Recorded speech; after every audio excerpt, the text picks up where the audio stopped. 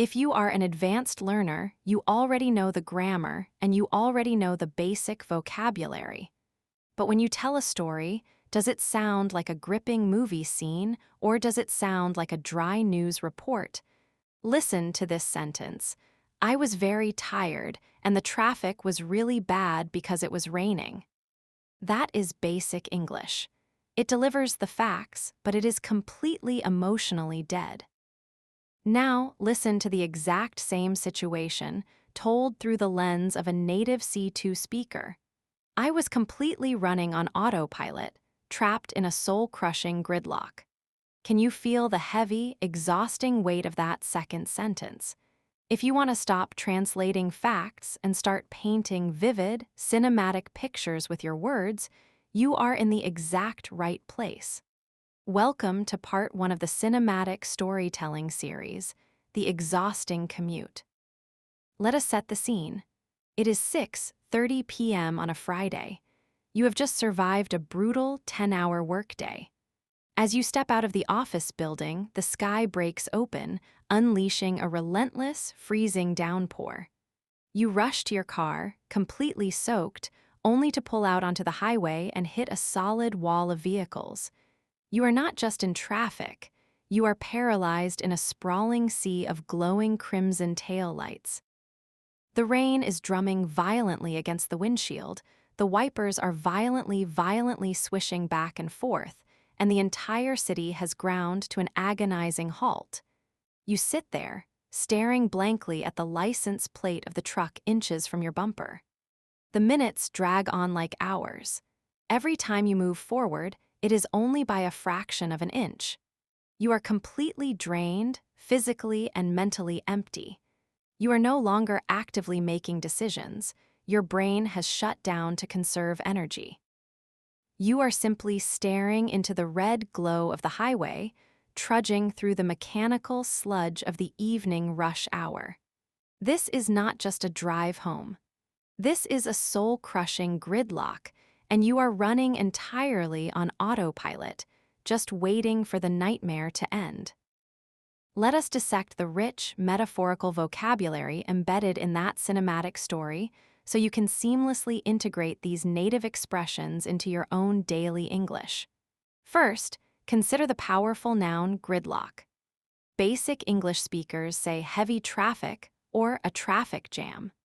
But a gridlock is much more severe.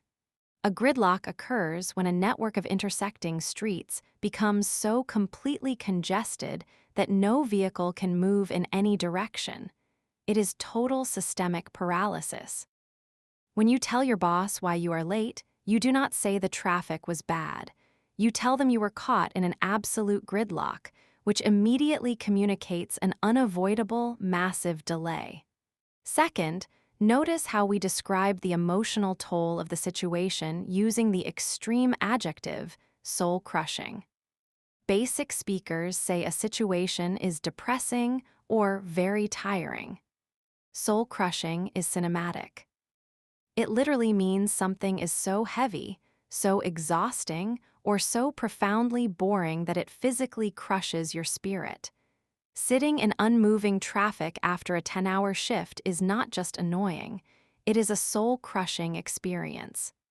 Third, we described your mental state using the mechanical idiom, running on autopilot. In an airplane, the autopilot flies the machine without human intervention. In English storytelling, when you are running on autopilot, it means you are doing something entirely out of habit or reflex, without actively thinking about it, because you are too exhausted to focus. Finally, we use the heavy physical verb trudging. To trudge means to walk slowly and with heavy steps, usually because of exhaustion or harsh conditions like deep snow or thick mud. We applied it metaphorically to the car. Your vehicle isn't just driving slowly. It is trudging through the sludge of the city. Now, it is time to move your brain from passive listening to active, rhythmic speaking practice. To truly master native pronunciation, you must not only say the words, but you must feel the rhythm and the stress of the sentence.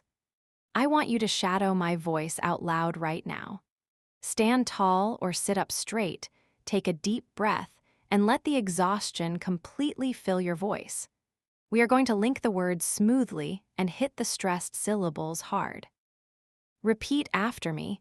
I was completely running on autopilot, trapped in a soul-crushing gridlock. Let's do it again, faster, linking the sounds. I was completely running on autopilot, trapped in a soul-crushing gridlock. Feel the heavy, dramatic weight in that delivery. You did not just tell someone you had a bad drive home, you pulled them into the driver's seat and made them feel your exhaustion. Keep practicing this vocal delivery out loud. Lock these 4 cinematic expressions into your reflex memory and prepare yourself for the next storytelling challenge in Part 2. The overwhelming workload. The cold, harsh glow of your laptop screen illuminates the dark room. It is Monday morning, and you have not even had your first sip of coffee yet. If you are an intermediate English speaker, you might look at your screen, sigh, and say, "I have a lot of work to do today, and I feel very stressed." That is basic English. It communicates a fact, but it completely fails to capture the suffocating panic of corporate pressure. Now, listen to the exact same situation, told through the cinematic lens of a native C2 executive. I am drowning in a sea of urgent emails, completely buried under an endless backlog, and every decision feels like navigating a minefield. Can you feel the suffocating weight and the high-stakes danger of that second sentence? If you want to stop sounding like a junior employee complaining about their schedule and start articulating your professional stress with cinematic intensity, you are in the right place. Welcome to Part 2 of the Cinematic Storytelling Series, The Overwhelming Workload. Let us set the scene. You sit down at your desk and open your laptop. Before the operating system even fully loads, the digital assault begins. Ping, ping, ping. The notifications cascade down the right side of your screen like a waterfall of pure anxiety. You open your inbox, and the unread count sits at a terrifying 342. Dozens of them are marked with red exclamation points. You are not just looking at a to-do list. You are staring at a massive, structural collapse of your schedule. Every time you manage to reply to one message, 3 more instantly appear in its place. You are gasping for air, but the tide of requests just keeps rising. Meanwhile, your manager is asking for a status update on a project that was due last Friday, and the finance team is demanding immediate approval on a budget variance. You cannot just do your job sequentially anymore. You are paralyzed, trapped under the crushing physical weight of unfinished tasks from last week, last month, and last quarter. One wrong click, one missed detail, or one delayed response could trigger a massive corporate escalation. You are no longer managing your time. You are desperately fighting for professional survival. Let us dissect the highly visual, metaphorical vocabulary embedded in that cinematic story so you can seamlessly integrate these native expressions into your own corporate storytelling. First, consider the visceral phrase, drowning in a sea of. Basic English speakers say they have a lot of something. But in C2 English, we use water metaphors to describe overwhelming volume. Drowning implies that the volume of work is so massive and relentless that you are suffocating, entirely unable to keep your head above the water. You do not just have a lot of data. You are drowning in a sea of unorganized data. Second, notice how we describe the physical pressure of the work using the phrasal verb, buried under. To be buried implies that an avalanche of dirt or snow has collapsed on top of you, completely restricting your movement. You are not just busy. You are buried under a mountain of administrative paperwork, conveying a sense of being trapped and immobilized by your responsibilities. Third, we identified the source of this weight using the corporate noun backlog. A backlog is a heavy, accumulated buildup of uncompleted work or matters needing to be dealt with. It is the ghost of yesterday's laziness haunting today's schedule. You never say you have old work to do. You assert that you are desperately trying to clear a massive operational backlog. Finally, we described the psychological danger of the situation using the idiom, navigating a minefield. A minefield is a literal area of ground planted with explosive landmines. In business, navigating a minefield means dealing with a situation so highly sensitive or politically complex that one tiny mistake will cause a massive explosion. You are not just doing a hard task, you are navigating a political minefield. Now it is time to move your brain from passive listening to active, rhythmic speaking practice. To truly master advanced pronunciation, you must replicate the stressed, breathless cadence of someone under immense pressure. I want you to shadow my voice out loud right now. Stand tall, take a deep breath, and let the sheer exhaustion of the workload fill your chest. We are going to hit the verbs hard and link the prepositions smoothly. Repeat after me. I am drowning in a sea of emails. Completely buried under an endless backlog. Let us do it again, adding the final layer of tension.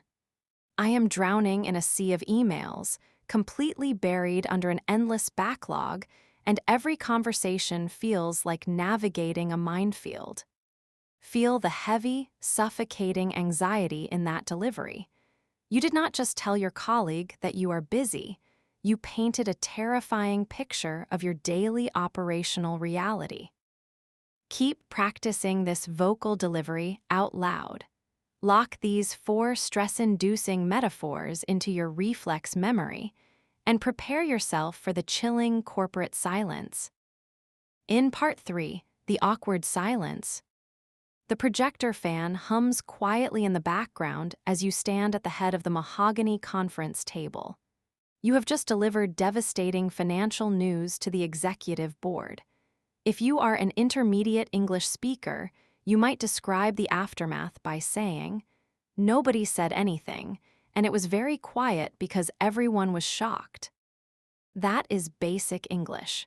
It states a fact, but it completely fails to capture the terrifying, suffocating gravity of a corporate crisis.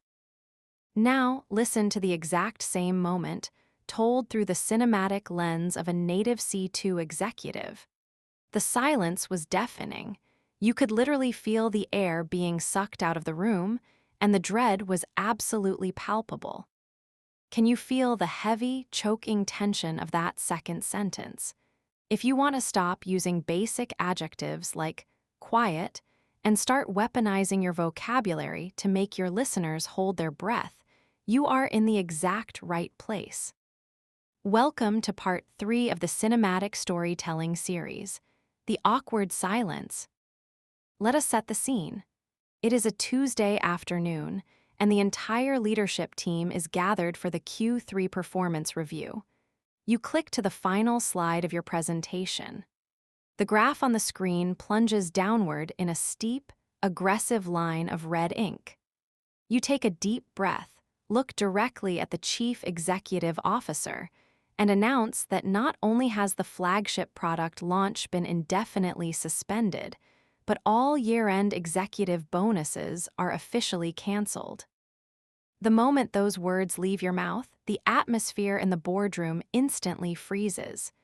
The ambient noise of the room, the clicking of premium pens, the soft typing on laptops, the shifting of leather chairs vanishes completely.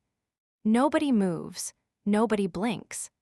The sudden lack of sound is so intense, so overwhelmingly heavy that it actually rings in your ears. It is a deafening silence. The shock is so profound that it feels as though a vacuum has been activated, and all the oxygen has been violently sucked out of the room. People are literally forgetting to exhale. The stillness is so absolute that if someone were to drop a small metal paperclip, it would sound like a gunshot. You could hear a pin drop. The anxiety radiating from the finance team is no longer just an invisible emotion. It has transformed into a heavy, physical presence that wraps around your throat. The tension is entirely palpable. You stand at the front of the room, holding your posture, waiting for someone to break the paralyzing void, but the seconds stretch into an eternity of suffocating, unbroken quiet. Let us thoroughly dissect the highly atmospheric, sensory vocabulary embedded in that cinematic story so you can seamlessly integrate these native expressions into your own dramatic storytelling. First, consider the brilliant oxymoron deafening silence. In basic English, something deafening is incredibly loud, like a jet engine or an explosion, causing you to lose your hearing. By pairing it with silence, you create a C2 literary paradox. You are telling your listener that the quiet was so heavy, so uncomfortable, and so oppressive that it actually overpowered your senses just like a loud noise would. Second, notice how we measured the stillness using the classic idiom, hear a pin drop. A pin is a tiny, practically weightless piece of metal.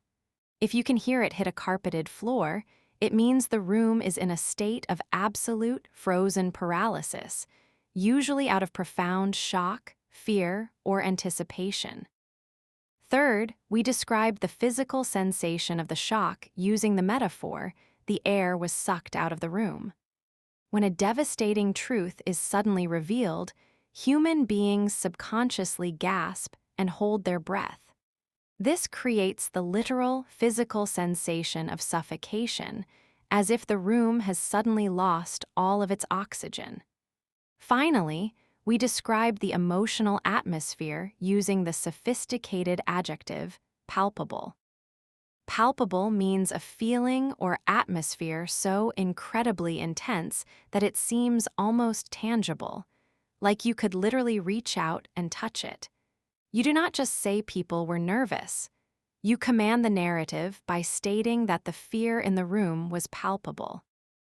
Now, it is time to move your brain from passive listening to active, rhythmic speaking practice. To truly master advanced storytelling pronunciation, you must replicate the slow, heavy, and dramatic cadence of a suspenseful thriller. I want you to shadow my voice out loud right now. Stand tall, take a deep breath, and let the heavy tension of the boardroom entirely fill your voice. We are going to stretch the vowels and leave a heavy pause between the clauses. Repeat after me. The silence was deafening. You could hear a pin drop. Let us do it again, adding the final layer of suffocating tension. The silence was deafening. You could literally feel the air being sucked out of the room, and the tension was absolutely palpable. Feel the chilling, dramatic weight in that dell.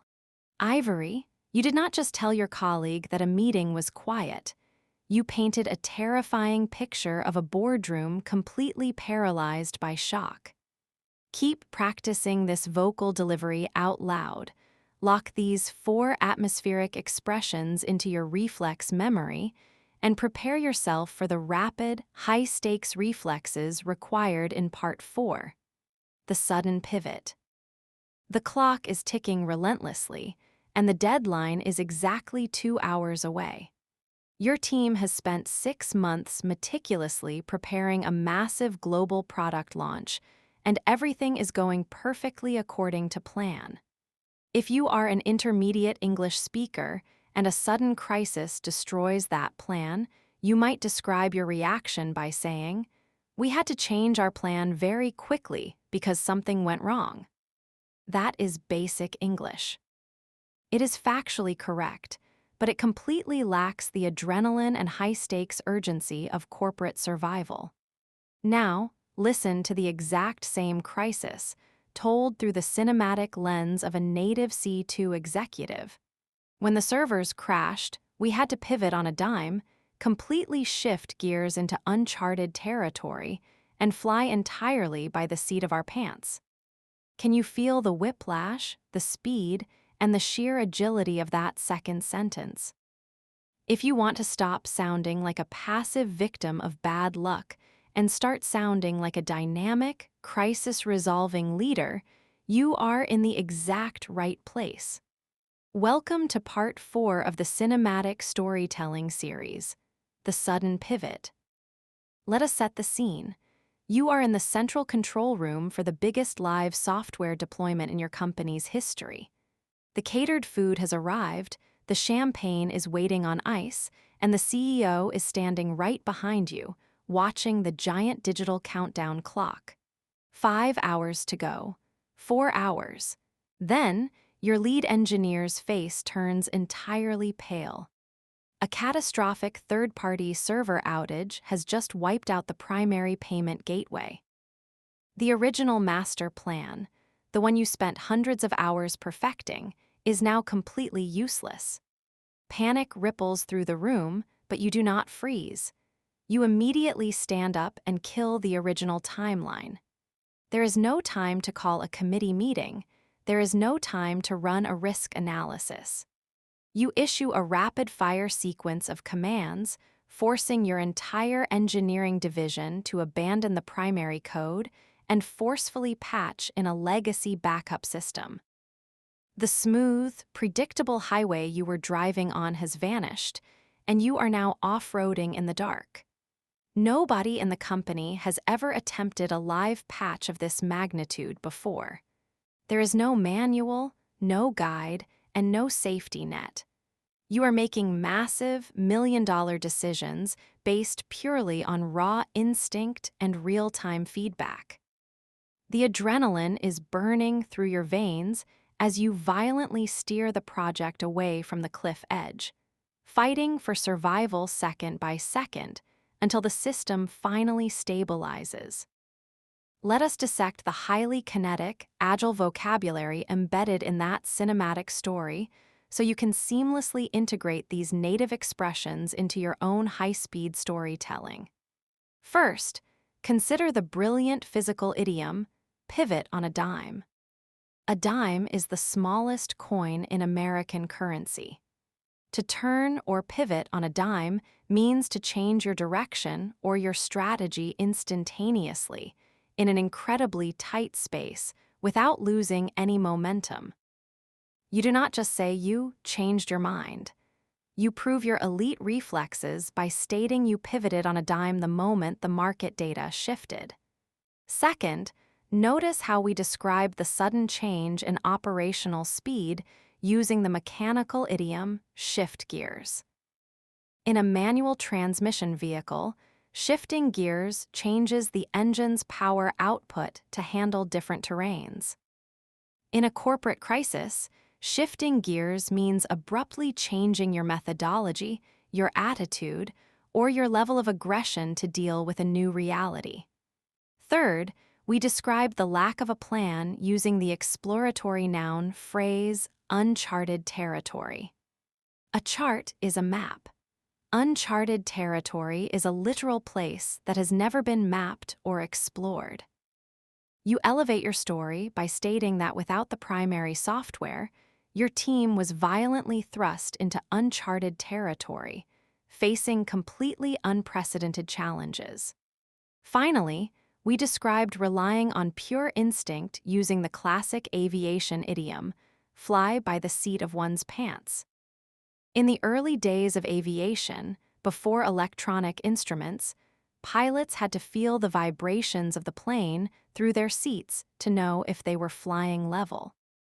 Today, it means executing a highly complex task using only your intuition, experience, and raw instinct, because you have no data or plan to guide you.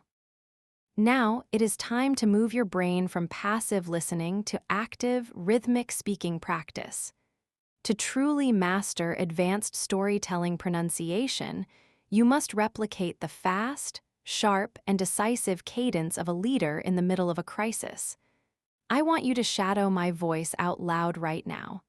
Stand tall, take a sharp breath and let the adrenal inni of a sudden pivot completely fill your voice. We are going to speak quickly, hitting the action verbs with absolute authority. Repeat after me. We had to pivot on a dime and completely shift gears. Let us do it again, adding the final layer of high-speed agility. When the system failed, we had to pivot on a dime, shift gears into uncharted territory, and fly entirely by the seat of our pants. Feel the kinetic, aggressive energy in that delivery. You did not just tell your colleague that the plan changed. You painted a terrifying, exhilarating picture of a team surviving a near-fatal disaster through pure instinct. Keep practicing this vocal delivery out loud. Lock these 4 agile expressions into your reflex memory and prepare yourself for a catastrophic failure in Part 5. The total collapse. The lights in the executive boardroom are painfully bright as you stare at the massive screen displaying a terrifying sea of red numbers. When a major initiative fails, intermediate English speakers usually describe it by saying, "The plan failed and everything went wrong." That is basic English. It states a depressing fact, but it completely fails to capture the terrifying, unstoppable momentum of a true corporate disaster. Now, listen to the exact same failure, told through the cinematic lens of a native C2 executive. The entire project collapsed like a house of cards, triggering a massive domino effect that rapidly spiraled out of control before we inevitably crashed and burned. Can you feel the helplessness, the speed, and the spectacular devastation of that second sentence? If you want to stop sounding like someone who just made a small mistake and start sounding like a dramatic survivor of a systemic failure, you are in the exact right place. Welcome to Part 5 of the cinematic storytelling series, The Total Collapse. Let us set the scene. It is the final week of a multi-million-dollar corporate acquisition.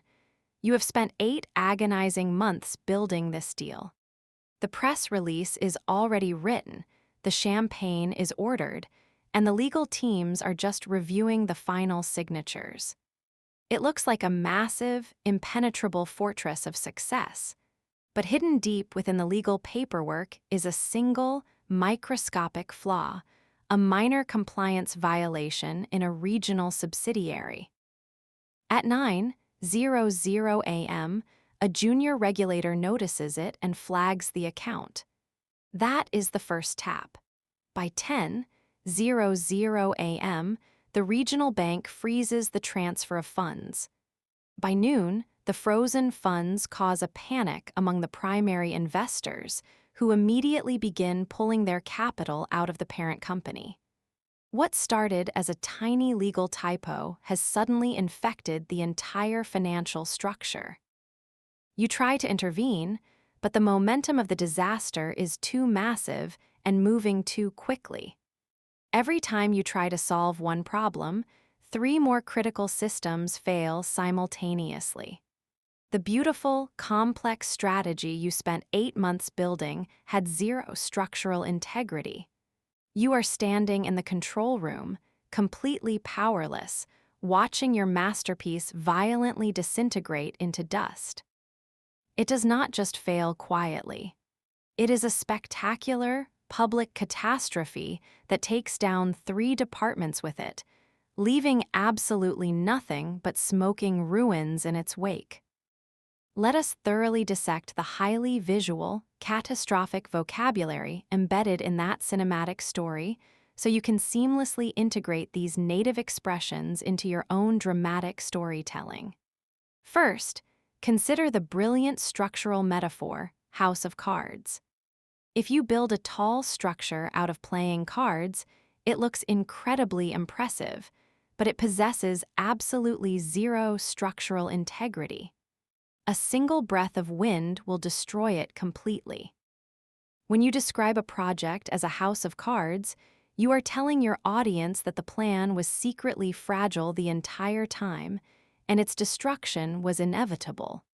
Second, notice how we describe the chain reaction using the classic noun phrase domino effect. If you line up hundreds of dominoes and knock over the first one, it strikes the second, which strikes the third. You cannot stop it halfway. A domino effect implies that one tiny, seemingly insignificant failure directly triggered a massive, unstoppable sequence of larger disasters.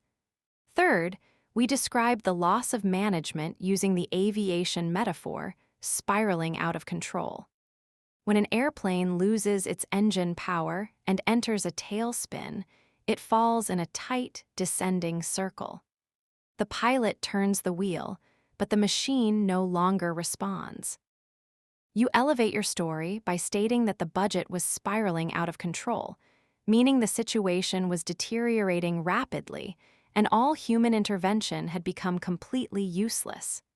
Finally, we describe the ultimate ending with the violent idiom, crash and burn. A vehicle does not just land roughly. It hits the ground at maximum speed and explodes into flames. You use this to describe a failure that is complete, absolute, and impossible to recover fr.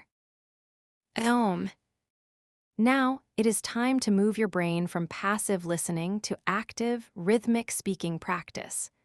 To truly master advanced storytelling pronunciation, you must replicate the heavy, descending, and defeated cadence of a leader watching their empire fall. I want you to shadow my voice out loud right now. Stand tall, take a deep breath, and let the heavy momentum of a total collapse fill your voice. We are going to drop our pitch at the end of the sentence to convey absolute destruction. Repeat after me. The entire project collapsed, like a house of cards. Let us do it again, adding the terrifying speed of the chain reaction. The entire project collapsed like a house of cards, triggering a domino effect that spiraled entirely out of control. Feel the dramatic, tragic weight in that delivery. You did not just tell your colleague that you lost a deal. You painted a vivid, terrifying picture of an unstoppable systemic failure. Keep practicing this vocal delivery out loud. Lock these 4 catastrophic expressions into your reflex memory and prepare yourself to sense the hidden dangers lurking in Part 6.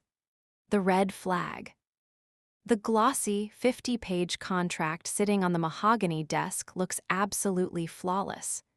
The profit margins are enormous, the terms are incredibly favorable, and the vendor is smiling warmly, offering you a premium pen to sign on the dotted line. If you are an intermediate English speaker and you suddenly sense a hidden danger, you might hesitate and say, "I felt like something was wrong with this deal because it was very good." That is basic English. It is a weak, hesitant statement that fails to communicate any real warning. Now, listen to the exact same intuition, articulated through the cinematic lens of a native C2 executive. The entire proposal seemed completely too good to be true, and my gut feeling screamed that there was a glaring red flag lurking just beneath the surface. Can you feel the creeping suspicion, the psychological tension, and the hidden danger in that second sentence? If you want to stop sounding uncertain and start sounding like a highly perceptive leader with razor-sharp instincts, you are in the exact right place.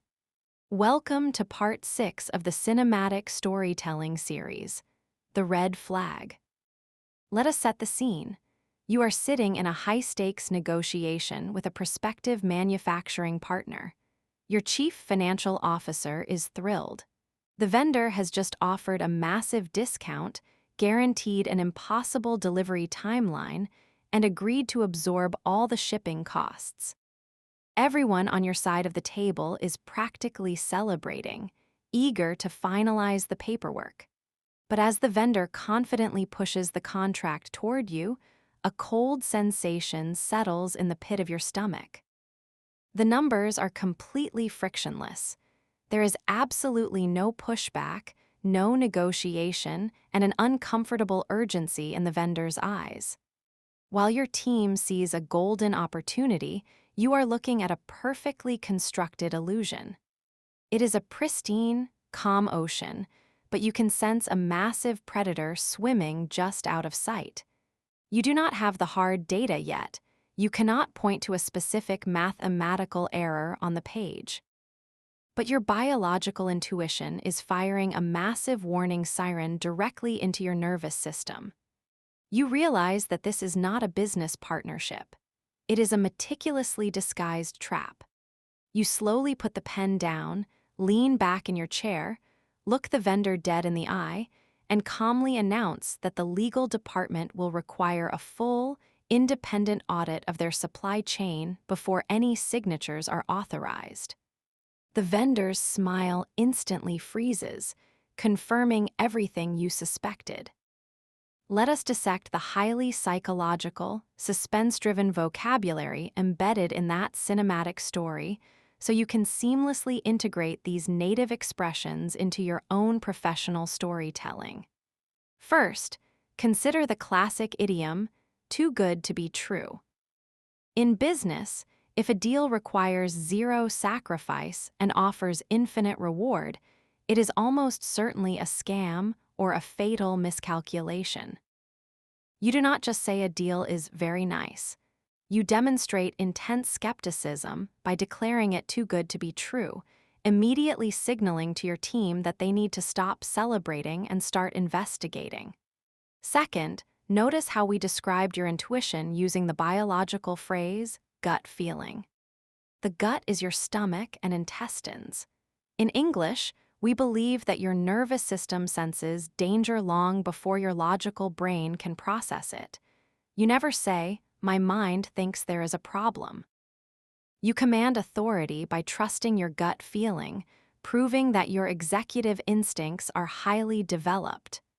Third, we describe the hidden danger using the predatory metaphor, lurking beneath the surface. To lurk means to wait in hiding, completely out of sight, usually with malicious intent to ambush someone. The surface is the calm, beautiful water. By using this phrase, you paint a terrifying picture of a deadly threat hiding just below a peaceful exterior. Finally, we identified the warning sign using the visual noun phrase, glaring red flag. A red flag is a universal symbol for immediate danger on a race track or a beach. Adding the adjective, glaring, which means blindingly bright and impossible to ignore, means that the warning sign was so obvious and aggressive that only a fool would have proceeded. Now it is time to move your brain from passive listening to active, rhythmic speaking practice. To truly master advanced storytelling pronunciation, you must replicate the slow, suspicious, and highly calculated cadence of a detective uncovering a lie. I want you to shadow my voice out loud right now. Stand tall, narrow your eyes slightly, take a slow breath, and let the heavy suspicion fill your voice. We are going to stretch the vowels to build tension. Repeat after me. The proposal seemed too good to be true. But my gut feeling warned me. Let us do it again, adding the terrifying hidden danger. The deal was completely too good to be true, and my gut feeling told me there was a glaring red flag lurking just beneath the surface. Feel the intense, investigative authority in that delivery. You did not just tell your colleague that you were worried. You painted a vivid, psychological thriller of a master strategist avoiding a fatal trap. Keep practicing this vocal delivery out loud.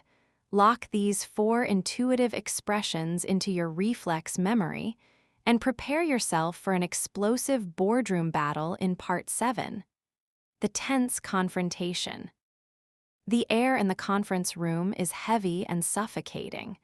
You are in the middle of a brutal disagreement with a deeply hostile colleague.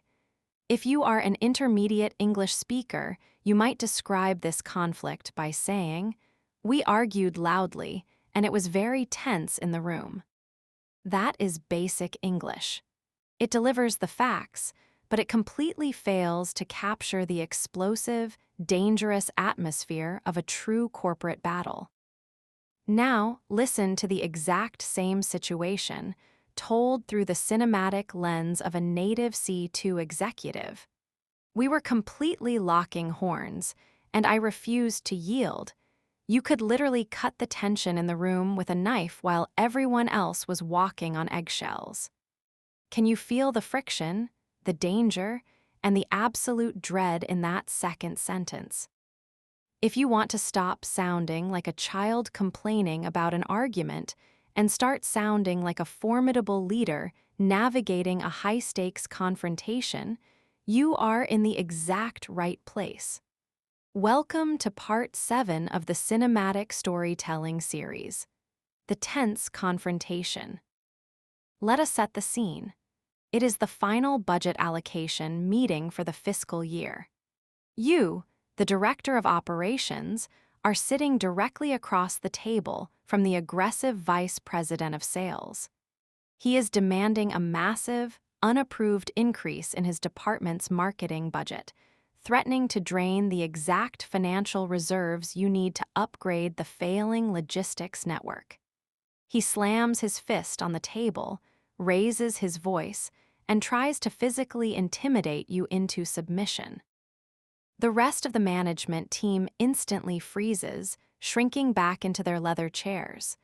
But you do not flinch, you do not raise your voice, and you absolutely do not retreat.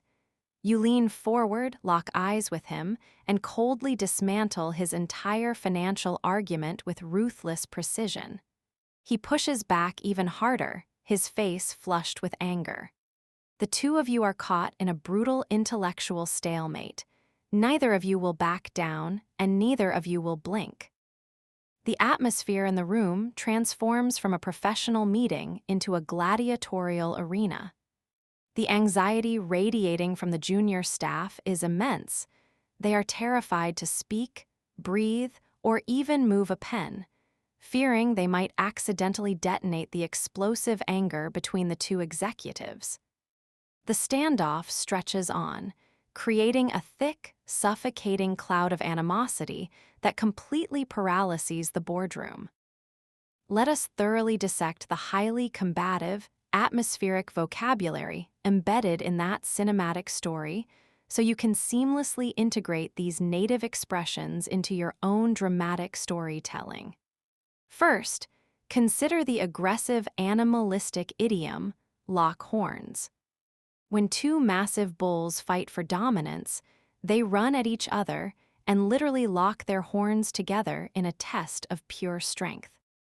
In a corporate environment, locking horns means engaging in a fierce, unyielding conflict or dispute with an equally powerful opponent. You do not just say you disagreed. You establish your dominance by stating you were locking horns with the VP. Second, notice how we described your defensive posture using the military phrase, stand one's ground. On a battlefield, standing your ground means refusing to retreat even when you are under heavy enemy fire. In a boardroom, it means firmly maintaining your position and refusing to compromise your principles despite intense intimidation. Third, we described physical weight of the anxiety using the classic metaphor, cut the tension with a knife. Tension is usually an invisible feeling, but this C2 expression implies that the negative energy in the room has become so incredibly thick, heavy, and solid that you could slice it open with a blade. Finally, we described the fear of the junior staff using the brilliant psychological idiom, walking on eggshells. Eggshells are incredibly fragile and crush instantly under any weight. To walk on eggshells means to behave with extreme, terrified caution around someone who is highly volatile, desperately trying to avoid triggering their anger. Now, it is time to move your brain from passive listening to active, rhythmic speaking practice. To truly master advanced storytelling pronunciation, you must replicate the firm, unyielding and dangerous cadence of a leader engaged in a power struggle. I want you to shadow my voice out loud right now. Stand tall, square your shoulders, take a deep breath, and let the combative friction fill your voice.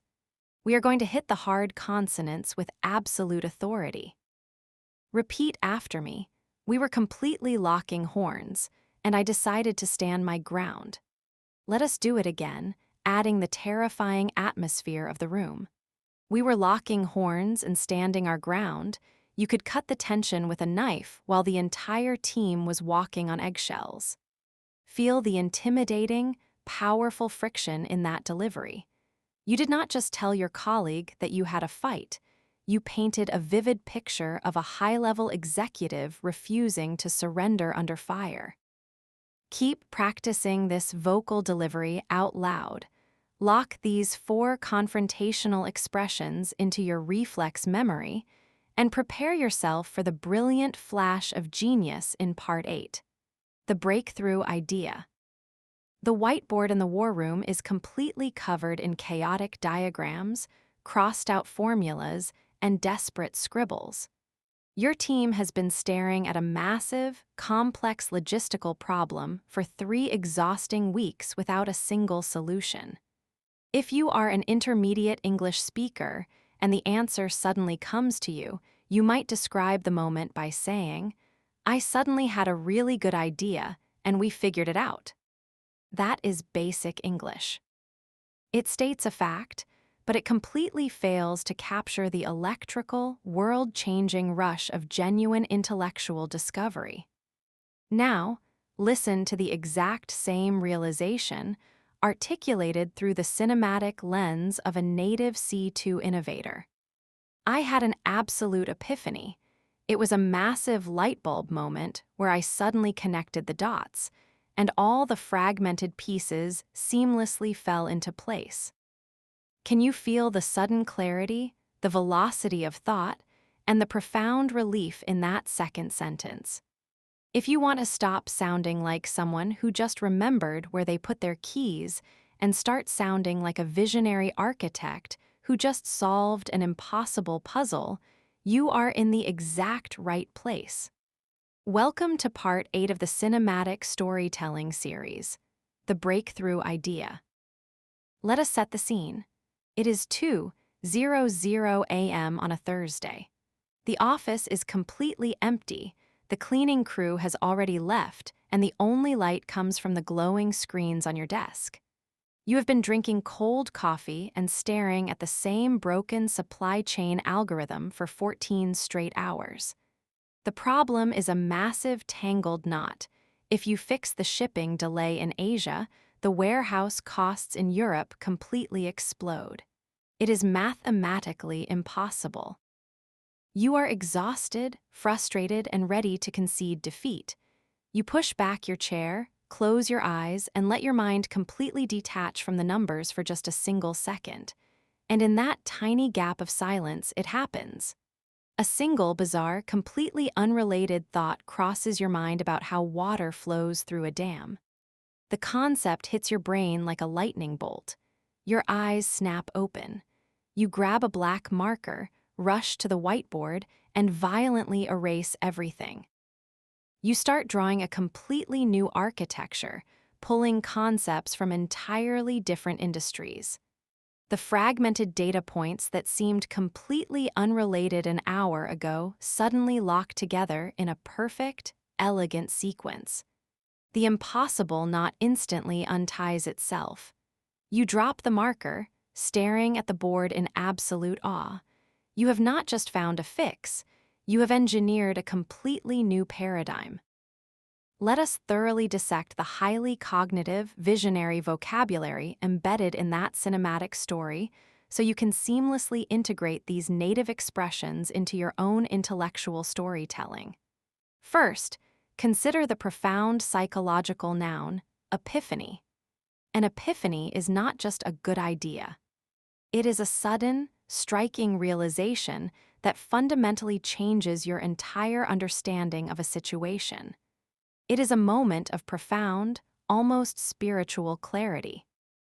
You do not just solve a math problem, you experience a massive operational epiphany that redefines your strategy. Second, notice how we disagree. Bed the sudden flash of inspiration using the classic visual idiom, a light bulb moment.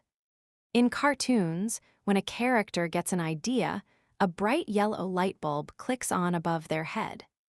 In professional storytelling, a light bulb moment signifies the exact, sudden second when the darkness of confusion is instantly replaced by the brilliant light of understanding. Third, we described the process of linking information using the analytical phrase, connect the dots. In a children's puzzle, you draw lines between numbered dots to reveal a hidden picture.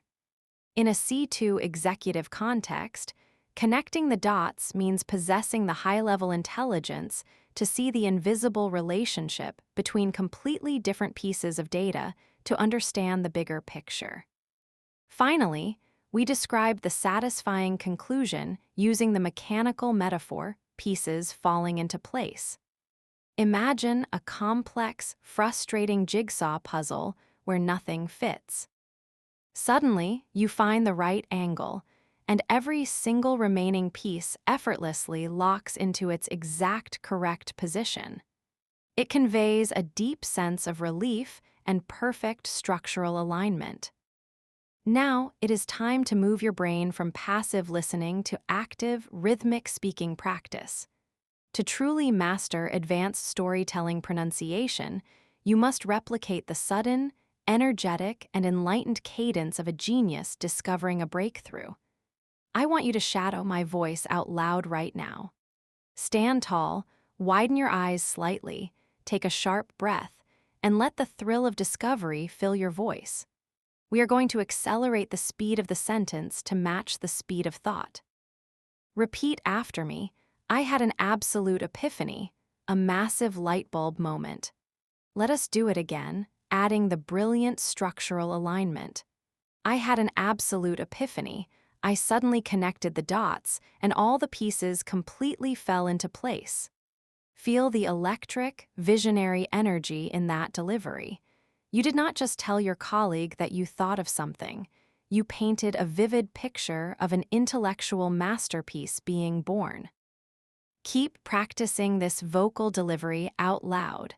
Lock these 4 cognitive expressions into your reflex memory and prepare yourself for the dangerous physical collapse awaiting you in Part 9. The burnout.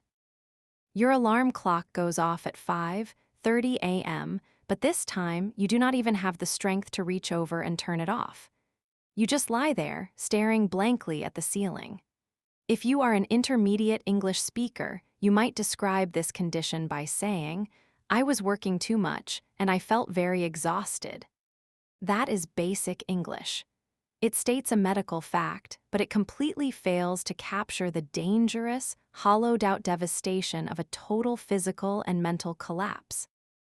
Now, listen to the exact same condition, articulated through the cinematic lens of a native C2 executive.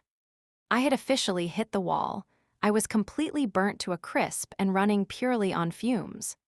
Can you feel the absolute emptiness, the friction, and the dangerous lack of fuel in that second sentence? If you want to stop using the basic word, tired, and start communicating the severe, structural reality of extreme professional exhaustion, you are in the exact right place. Welcome to Part 9 of the Cinematic Storytelling series, The Burnout. Let us set the scene. You have been leading a global merger for the past 9 months. You have not taken a single weekend off. You have been surviving entirely on black coffee, adrenaline, and airport food, crossing 4 different time zones every single week. In the beginning, the pressure was exciting. You were an unstoppable machine, ruthlessly executing tasks and driving your entire division forward. But human beings are not machines. They have a strict biological limit. It is a Tuesday afternoon, and you are sitting in yet another meaningless strategy meeting.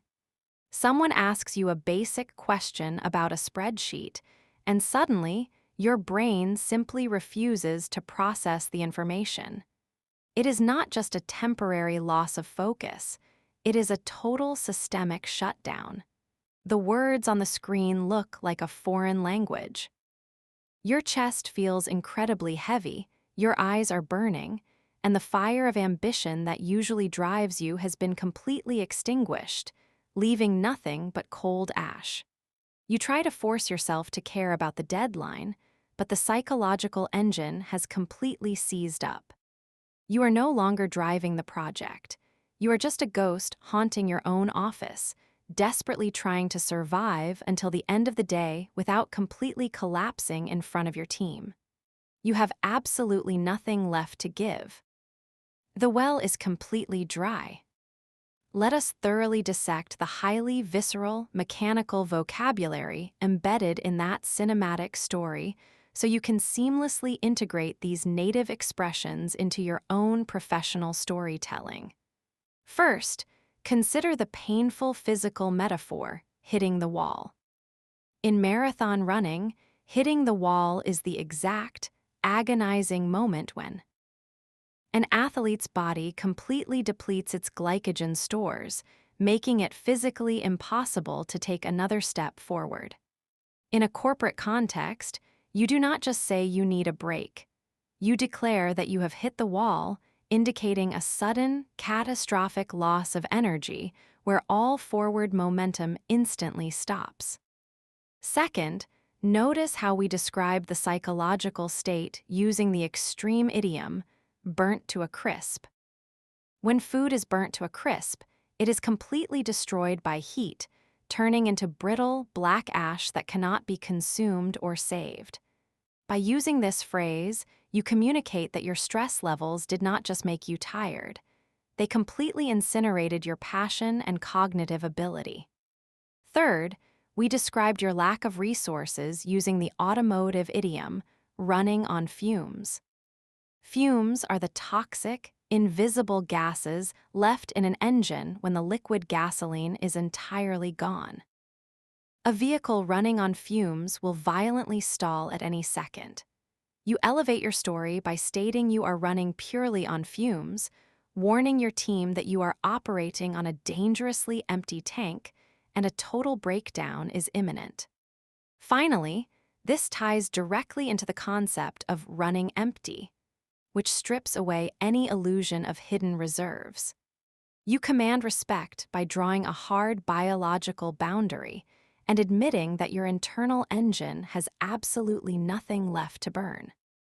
Now, it is time to move your brain from passive listening to active, rhythmic speaking practice. To truly master advanced storytelling pronunciation, you must replicate the hollow, defeated, and exhausted cadence of a leader who has given absolutely everything. I want you to shadow my voice out loud right now. Let your shoulders drop slightly, take a slow, heavy breath, and let the sheer emptiness of burnout fill your voice. We are going to stretch the words and drop our pitch to convey the total lack of energy. Repeat after me. I had officially hit the wall, and my engine was running empty. Let us do it again, adding the dangerous lack of fuel. I had officially hit the wall, I was completely burnt to a crisp and running purely on fumes. Feel the heavy, structural exhaustion in that delivery. You did not just tell your colleague that you needed a nap. You painted a terrifying, mechanical picture of a high-performance engine completely shutting down. Keep practicing this vocal delivery out loud. Lock these 4 exhaustion expressions into your reflex memory and prepare yourself for the ultimate release of pressure and glorious victory in our grand finale, Part 10, the ultimate triumph. The notification chimes on your phone, breaking the agonizing silence of the executive suite. You stare at the single line of text on the screen, and in a fraction of a second, your entire reality changes. If you are an intermediate English speaker, you might describe this incredible moment by saying, "I was very happy and relieved that I succeeded." That is basic English. It is a polite, emotionless summary that completely fails to capture the soaring, euphoric adrenaline of a hard-won victory. Now, listen to the exact same moment, articulated through the cinematic lens of a native C2 champion. It felt like a massive weight had finally lifted off my shoulders. We were riding incredibly high, having completely come out on top, and the sheer vindication was absolute. Can you feel the expansive relief, the unshakable pride, and the ultimate victory in that second sentence? If you want to stop sounding merely happy and start sounding like a legendary leader who has just conquered the impossible, you are in the exact right place. Welcome to the grand finale of the cinematic storytelling series, Part 10, The Ultimate Triumph. Let us set the scene. You have just endured the most brutal 6 months of your professional career. You sacrificed your weekends, battled hostile investors, survived catastrophic system failures, and completely exhausted your physical limits. The critics in the industry publicly doubted you. They said your financial projections were delusional, your timeline was impossible, and your strategy was doomed to fail. But you refused to yield. It is now 4:30 p.m. on a Friday, and you are standing by the floor-to-ceiling windows of your corner office, looking down at the city skyline. The chief executive officer walks into your office, holding a signed document. He doesn't say a word, he just smiles and hands it to you. The multi-million-dollar acquisition is officially closed. The funds have cleared the bank. You did it. The physical reaction is instantaneous. The tight, agonizing knot of anxiety that has lived in your stomach for half a year instantly dissolves. The invisible, crushing gravity that has been pushing down on your spine suddenly vanishes, leaving you feeling lighter than air. A massive wave of dopamine and pure, unadulterated adrenaline floods your nervous system. You walk out of your office to face your team, who are already popping the core. K's off premium champagne. You didn't just survive the gauntlet, you absolutely crushed the competition. You are standing at the absolute summit of your industry, looking down at the critics who said it could not be done. Let us thoroughly dissect the highly emotional, victorious vocabulary embedded in that cinematic story, so you can seamlessly integrate these native expressions into your own moments of glory. First, consider the profound physical idiom, a weight lifted off my shoulders. When you are carrying immense stress, your body physically reacts by tensing your neck and shoulders, as if you are literally carrying a boulder. When the crisis is resolved, the muscles instantly relax. You do not just say you feel relieved. You command the narrative by stating that a massive weight has lifted off your shoulders, perfectly illustrating the exact moment your physical suffering ended. Second, notice how we describe the competitive victory using the spatial idiom, coming out on top. In a chaotic, multiplayer brawl, the winner is the one left standing at the very top of the pile. In a corporate context, you use this phrase to declare that despite the brutal market competition and chaotic circumstances, your firm emerged as the undisputed, dominant champion. Third, we describe the euphoric momentum using the surfing metaphor, riding high. When a surfer catches a massive wave, they are elevated above the water, moving with incredible speed and power. When you are riding high, you are experiencing a sustained period of immense success, confidence, and untouchable momentum. Finally, we define the ultimate psychological reward using the majestic noun, vindication. Vindication is not just about winning money or a title. It is the deep, spiritual satisfaction of proving that you were absolutely right all along, especially when everyone else told you that you were crazy or destined to fail. Now, it is time to move your brain from passive listening to active, rhythmic speaking practice for the final time in this series. To truly master advanced storytelling pronunciation, you must replicate the expansive, breathless, and immensely proud cadence of a leader who has just achieved the impossible. I want you to shadow my voice out loud right now. Stand tall, roll your shoulders back, take a deep, cleansing breath of pure relief, and let a genuine smile fill your voice. We are going to raise our pitch to convey triumph and let the words flow smoothly. Repeat after me. It felt like a massive weight lifted off my shoulders. Let us do it again, adding the soaring pride of absolute victory. It felt like a massive weight lifted off my shoulders. We were riding high, having finally come out on top, and the vindication was absolute. Feel the soaring, untouchable power in that delivery. You did not just tell your colleague that you did a good job.